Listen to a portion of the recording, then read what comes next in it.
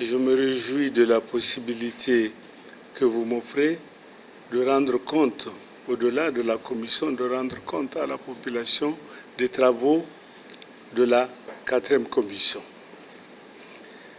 La 4e commission a commencé par mettre en place un bureau composé de vice-présidents, de rapporteurs, et nous avons également mis en place un comité de rédaction compte tenu de la particularité de cette thématique. Donc après avoir réglé les questions d'organisation et de procédure, nous avons immédiatement procédé à une analyse sans complaisance de l'environnement international, un environnement qui est incertain, qui est instable et qui dessine une géopolitique mondiale, régionale, sous-régionale, qui est délétère et qui est essentiellement fondée sur le rapport des forces. À cela s'ajoute que cet environnement aussi se caractérise par une communauté internationale qui donne l'impression souvent d'être en mort cérébrale.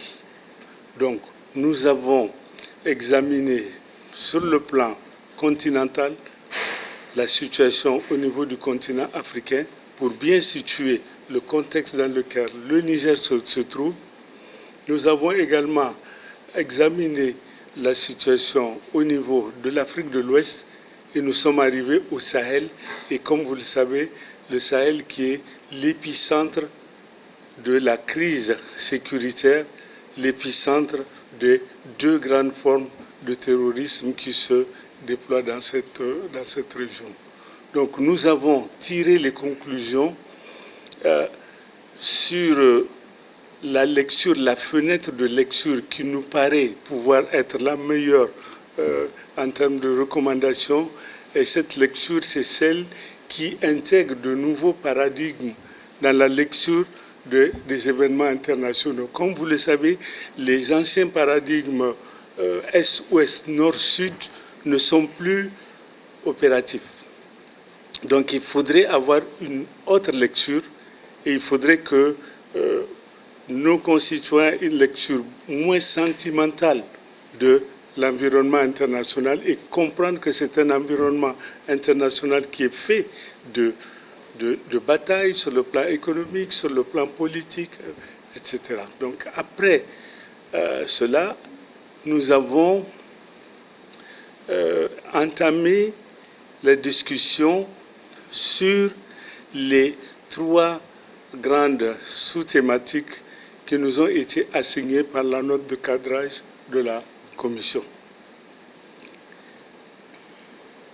Et nous avons donc ce matin entamé et achevé l'examen du premier axe qui lui concerne l'approfondissement de la réflexion sur l'opérationnalisation de la Confédération des États du Sahel. Et vous savez à quel point cette dimension est importante pour le Niger. Le président du CNSP, le général de brigade Abdraman Tchani, l'a suffisamment rappelé à toutes les occasions et récemment encore au cours de son discours d'ouverture de la cérémonie des assises nationales. Donc nous avons développé cette thématique en mettant l'accent sur tous les facteurs qui permettent de renforcer davantage l'opérationnalisation, c'est-à-dire la matérialisation de cette confédération. Et nous avons procédé à un certain nombre de recommandations qui permettent de renforcer davantage cette marche vers la confédération allant vers la fédération. Donc nous avons achevé l'examen du premier thème. Nous avons aussi entamé cet après-midi l'examen du 2e point sur les 3. Le 2e point qui consiste à faire un diagnostic de notre diplomatie, de ce que des problèmes qui assaillent notre diplomatie, des recommandations qu'il faut faire à la fois concernant notre cadre diplomatique, mais également l'administration diplomatique, le système sur lequel repose la protection des Nigériens à l'extérieur, le système sur lequel repose aussi l'alignement d'un certain nombre d'acteurs comme les organisations, les ONG internationales, etc. Donc nous sommes au niveau de l'examen de ce point. Nous n'avons pas tiré encore les conclusions. Nous allons le faire certainement ce soir. Et nous allons passer à l'examen du troisième point demain certainement. Le troisième point, lui, il consiste toute la réflexion sur quelle politique extérieure pour le Niger à l'heure de la refondation.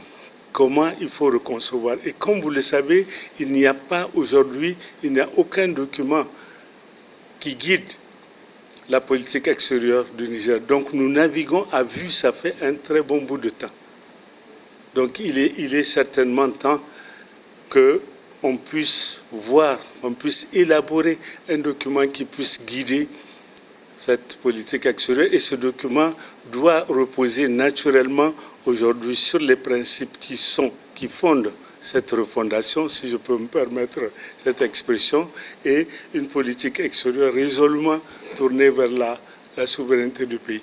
Dans cette démarche, nous avons comme méthodologie adopté l'approche médicale qui consiste à faire un diagnostic, de dire qu'est-ce qui ne va pas, quel problème il y a. Deuxièmement, celle du remède qui consiste à dire qu'est-ce qu'on propose pour apporter une solution à tel problème. Et troisièmement, celui du vaccin qui consiste à envisager les mesures préventives. Voilà ce que je peux vous dire à ce stade du développement des travaux de la commission numéro 4.